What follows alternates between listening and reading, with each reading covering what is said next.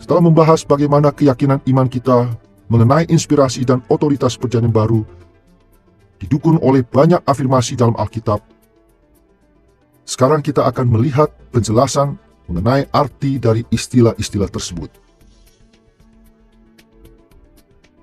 Orang Kristen sering salah memahami istilah inspirasi atau pengilhaman dan otoritas waktu membicarakan perjanjian baru.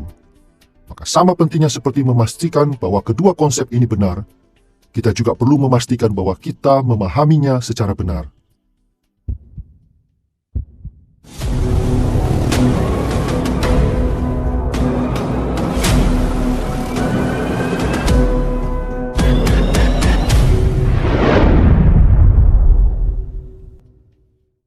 Kita akan melihat beberapa penjelasan untuk kedua ciri perjanjian baru ini secara terpisah. Pertama, akan kita lihat apa yang dimaksudkan dengan inspirasi perjanjian baru. Dan sesudah itu kita akan membahas otoritas perjanjian baru. Pertama, mari kita tinjau inspirasi perjanjian baru. Sepanjang sejarah, orang-orang yang menyatakan diri sebagai pengikut Kristus telah memiliki pengertian yang berbeda-beda tentang apa artinya jika dikatakan bahwa perjanjian baru diinspirasikan atau dihembuskan oleh Allah. Kita akan mencoba melihat pengertian-pengertian tersebut sebagai bagian dari suatu spektrum. Di ujung yang satu dari spektrum ini, ada beberapa teolog yang memiliki pandangan romantis tentang inspirasi Alkitab. Mereka percaya bahwa Roh Kudus mengilhami para penulis Alkitab dengan cara yang sama seperti para penyair atau para musisi sekuler mungkin digerakkan untuk mengubah puisi atau musik. Karena itu, para teolog tersebut berpendapat bahwa perjanjian baru hanya berisi kumpulan, renungan-renungan, dan pendapat pribadi orang-orang yang menulisnya. Mereka mengakui bahwa para penulis itu mungkin sangat bijaksana dan mungkin memiliki akses kepada informasi yang bisa berguna bagi kita. Tapi mereka tidak mengakui bahwa perjanjian baru adalah catatan atau tulisan yang bisa diandalkan sepenuhnya tentang apa yang Allah ingin kita percayai, rasakan, dan lakukan. Di ujung yang lain dari spektrum, beberapa teolog percaya kepada apa yang disebut inspirasi mekanis. Menurut pandangan ini, para penulis Alkitab relatif pasif ketika mereka menulis kitab suci. Roh Kudus pada dasarnya mendiktekan isi Alkitab, dan orang-orang yang menulisnya secara pasif mencatat apa yang dikatakannya. Pandangan ini mengakui kebenaran dan otoritas perjanjian baru, tetapi menyangkal bahwa orang-orang yang menjadi para penulisnya adalah bagian yang penting dari proses penulisan. Yang terakhir, sebagian besar orang Kristen Injili mempercayai apa yang dikenal sebagai inspirasi organik. Deskripsi ini menyatakan bahwa tidak mungkin untuk memisahkan karya Roh Allah dari karya manusia sebagai penulis kitab suci. Menurut pandangan ini, Roh Kudus menggerakkan orang-orang yang menjadi penulis untuk menulis, dan Roh Kudus mengawasi serta mengarahkan kata-kata mereka. Sebagai hasilnya, perkataan kitab suci adalah perkataan Allah. Pada saat yang sama, Roh Kudus memakai kepribadian, pengalaman, pemikiran, dan tujuan-tujuan para penulis itu ketika ia memimpin mereka selama mereka menulis. Maka, perkataan kitab suci juga adalah perkataan manusia yang menjadi penulisnya. Pandangan ketiga inilah yang paling baik mencerminkan kesaksian kitab suci sendiri tentang natur dari inspirasi. Yang kita maksudkan dengan inspirasi organik ialah bahwa kitab suci tidak jatuh dari surga ke pangkuan kita, atau bahwa para penulisnya adalah semacam mesin otomatis. Tetapi para penulis kitab suci menulis sementara Roh Kudus memimpin mereka. Maksudnya, meskipun pesannya sendiri berasal dari Allah, namun pesan itu disampaikan dengan perantara manusia sejati dalam situasi kehidupan yang real dan kondisi-kondisi yang real. Mungkin ada yang merasa resah dengan hal ini. Mungkin yang mereka inginkan ialah adanya semacam koneksi langsung antara Allah dengan manusia. Tetapi realitasnya adalah mengetahui hal ini jauh lebih berguna bagi kita. Karena ketika saya membaca kitab suci, saya tahu ini adalah pesan Allah dan tidak ada sifat mendua di dalamnya. Pesan tersebut adalah pesan Allah, tetapi manusia yang menuliskannya adalah manusia yang memahami pengalaman saya, yang menjalani sesuatu yang mirip dengan apa yang saya jalani, yang dengan kepribadiannya sebagai manusia menyampaikan pesan tersebut. Sebagai contoh, dengarlah sekali lagi perkataan Rasul Petrus dalam 2 Petrus pasal 3 ayat 15 dan 16. Paulus menulis kepadamu menurut hikmat yang dikaruniakan Allah kepadanya. Dalam surat-suratnya itu ada hal-hal yang sukar difahami, sehingga orang-orang yang tidak memahaminya dan yang tidak teguh imannya memutarbalikannya sama seperti yang mereka buat dengan tulisan-tulisan atau kitab suci yang lain. Seperti telah kita sebutkan sebelumnya, Petrus mengakui bahwa Roh Allah menginspirasi surat-surat Paulus. Tapi perhatikan bahwa Petrus juga menyatakan bahwa inspirasi itu bersifat organik. Ketika Petrus menulis dalam surat-suratnya ada hal-hal yang sukar difahami, ia mengakui latar belakang Paulus, kepribadiannya, serta gaya penulisannya.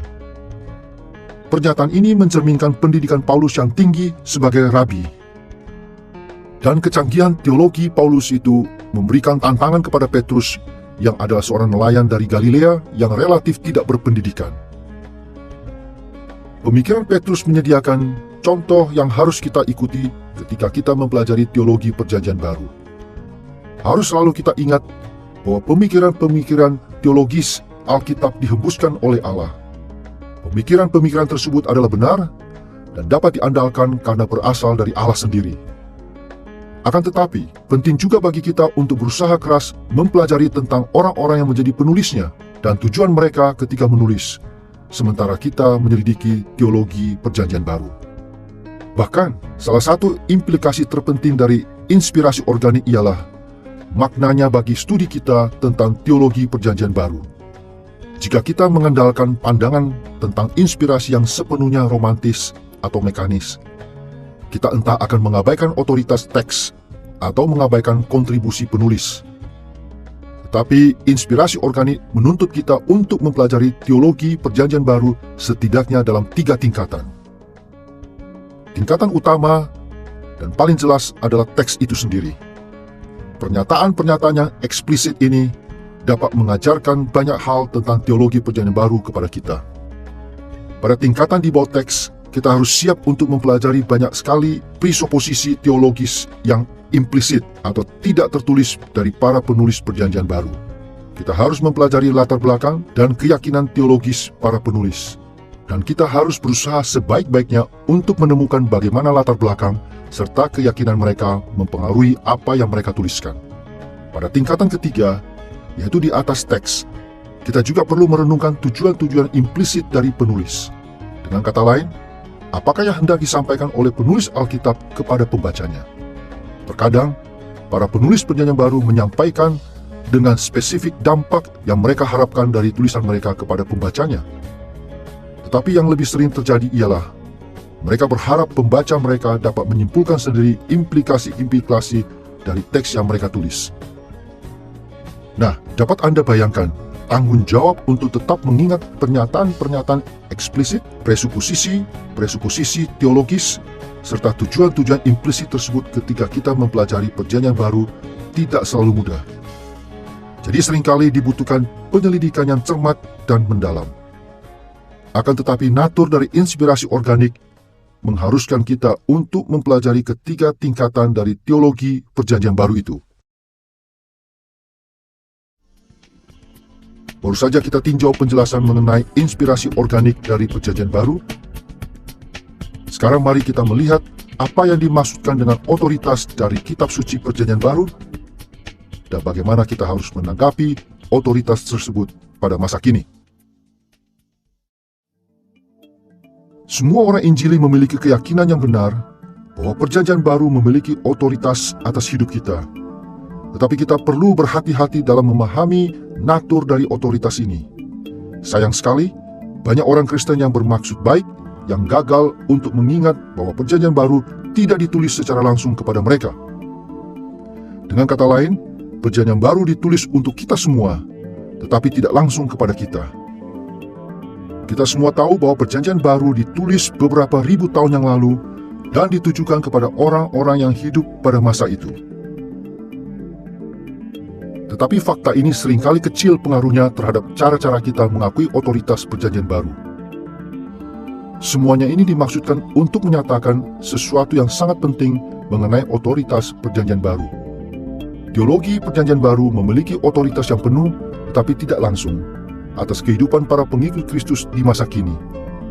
Dan fakta ini berarti bahwa kita harus selalu siap untuk belajar sebanyak mungkin tentang apa yang dimaksudkan oleh teks Perjanjian Baru bagi pembaca aslinya.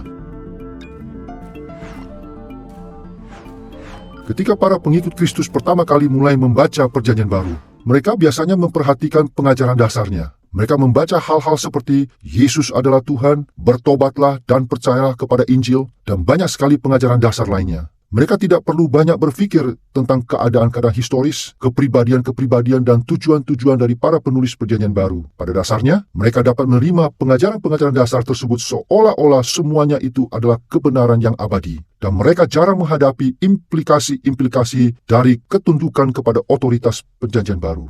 Tetapi ketika kita belajar lebih banyak tentang teologi Perjanjian Baru, akan semakin jelas bahwa kita harus meninjau lebih cermat latar asli dari teks-teks Perjanjian Baru, supaya kita dapat mengenali otoritas teks itu dengan tepat pada masa kini.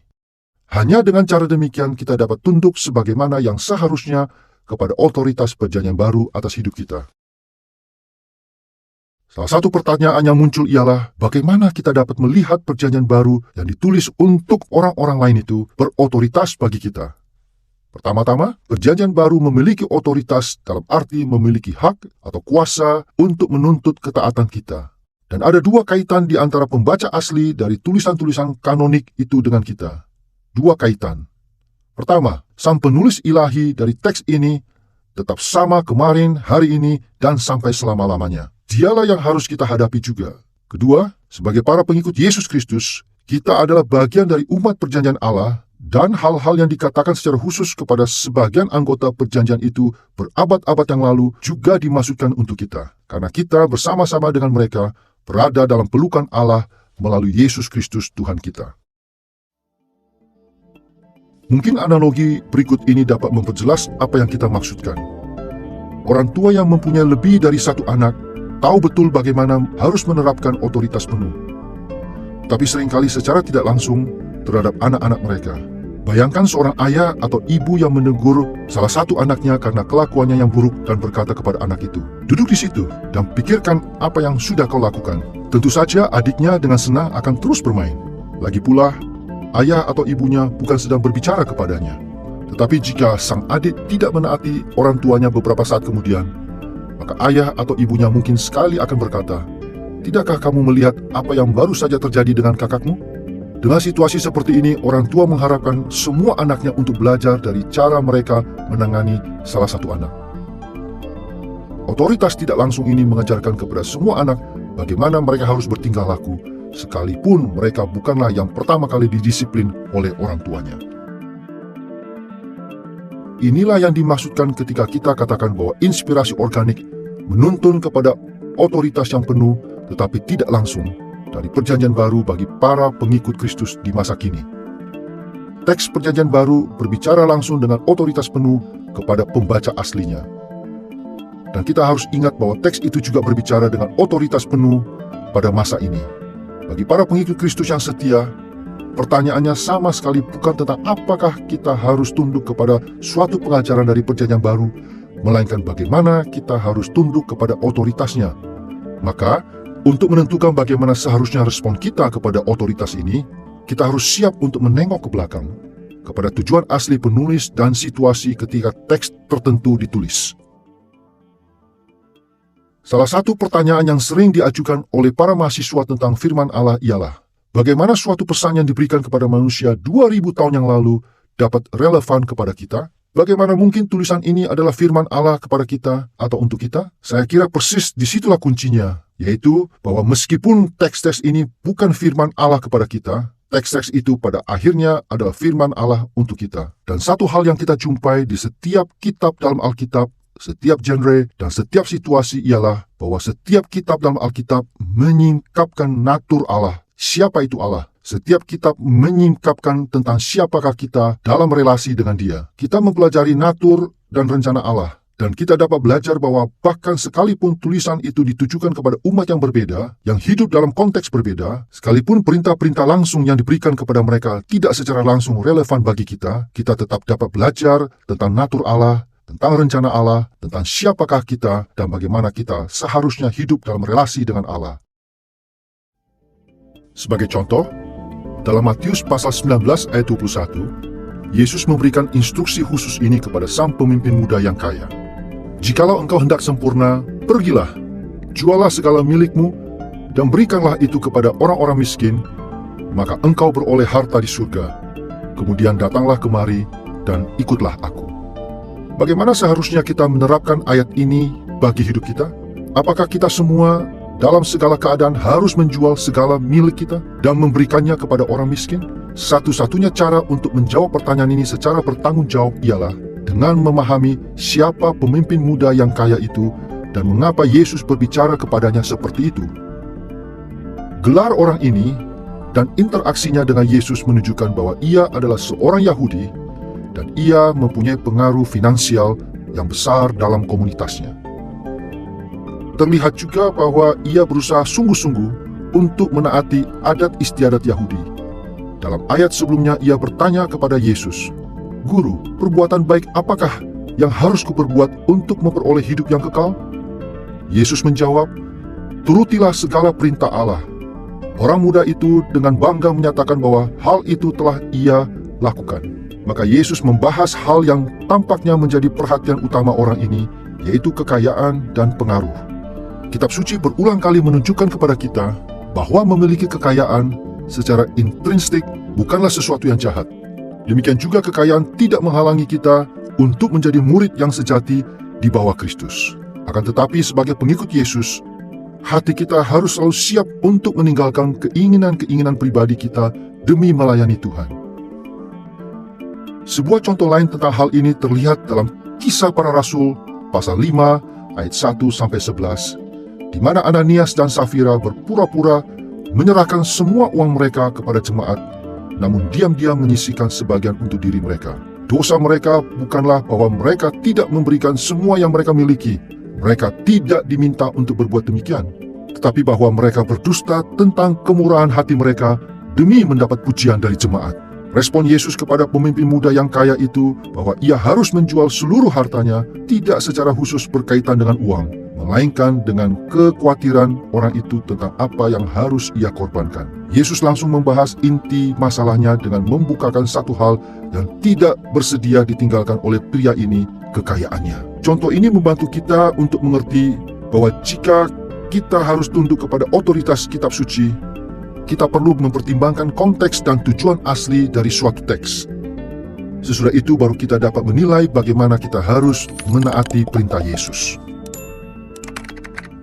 Perjanjian baru sama seperti perjanjian lama, bukanlah suatu filsafat. Perjanjian baru tidak berisi rumusan filosofis yang dirumuskan dengan cara yang mungkin dapat diteruskan dari satu kebudayaan ke kebudayaan lainnya dengan sangat mudah. Perjanjian baru bersifat spesifik dan historis. Alasannya cukup jelas. Allah mewahyukan dirinya baik di dalam perjanjian lama maupun dalam perjanjian baru, dan ketika Allah mewahyukan dirinya, ia mewahyukan dirinya kepada suatu umat yang spesifik. Ia tidak menyatakan dirinya dengan cara yang begitu umum, sehingga akhirnya pernyataannya itu mungkin tidak relevan bagi siapapun karena terlalu umum. Maka Allah menyatakan dirinya kepada Abraham, Ishak, Yakub, Musa, Daud, kepada Yesaya, kepada Yeremia, dan kemudian melalui Yesus kepada para rasul, kepada Petrus, kepada Paulus. Oleh karena itu, kita berhadapan dengan orang-orang yang spesifik di dalam situasi-situasi yang spesifik. Hal ini terjadi oleh karena keharusan. Allah adalah pencipta, dan ciptaan ada di dalam waktu dan ruang. Maka ketika Allah mewahyukan dirinya, ia memang perlu mewahyukan dirinya dalam waktu dan ruang.